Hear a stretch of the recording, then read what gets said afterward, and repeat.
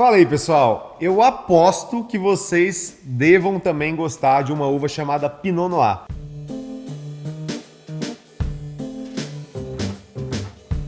Eu tô aqui para falar com vocês um pouquinho sobre essa uva tão maravilhosa, que também é uma das minhas queridinhas, e a gente não poderia deixar de ter alguns belos exemplares aqui na minha frente também.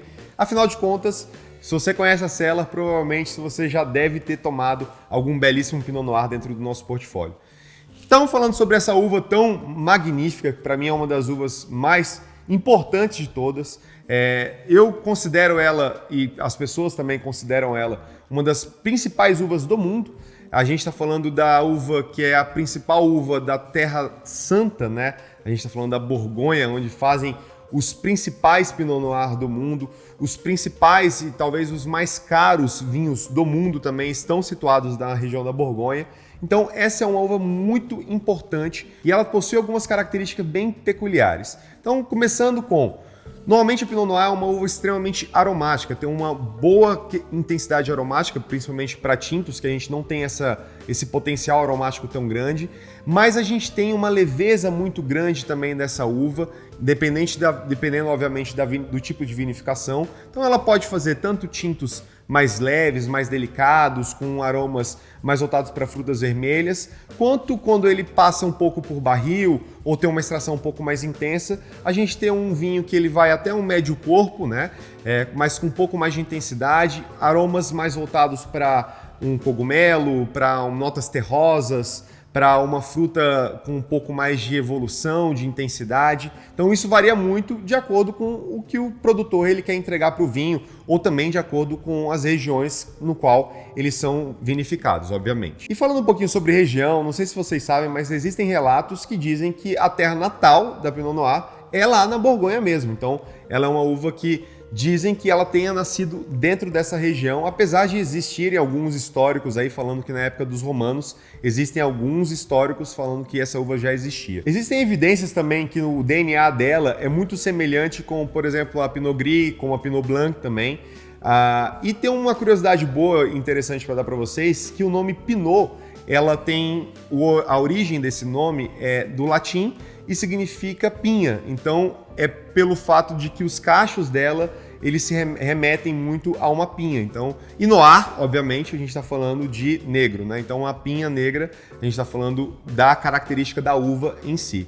E apesar dela ter esse nome, do noir estar extremamente evidente, a gente tem que remeter que a coloração desse vinho, na maior parte das vezes, é uma coloração extremamente límpida, translúcida, clara, elegante, né? Que remete muito a esse lado até mesmo de um vermelho cereja, né?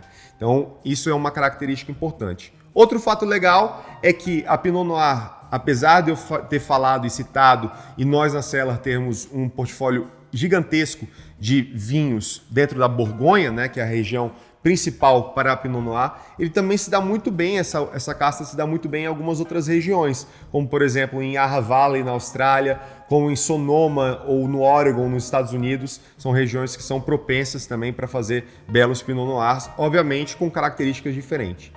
E essa é uma uva também extremamente delicada, pessoal. A gente tem que levar em consideração que ela precisa de sol, de uma região ensolarada, mas não confundam o sol com calor. Se a gente tiver um calor muito exacerbado para essa uva, ela não vai conseguir trazer a acidez relevante para fazer um vinho bom, um vinho agradável. Então ela precisa sim estar situada em climas que são um pouco mais amenos, e exatamente por isso que a Borgonha faz belíssimos Pinot Noir. Um outro fato extremamente interessante é que em Champagne ela é uma das principais castas também e que compõe diversos blends e é também uma das principais castas de Champagne. Quando nós falamos dos blends que temos a Pinot Noir encaixada, ela está lá para trazer um pouco mais de corpo, um pouco mais de complexidade para os champanhes. E também são feitos rosés e até mesmo varietais de Pinot Noir belíssimos dentro da região, que inclusive nós temos vários exemplares na Cellar para você também poder aproveitar.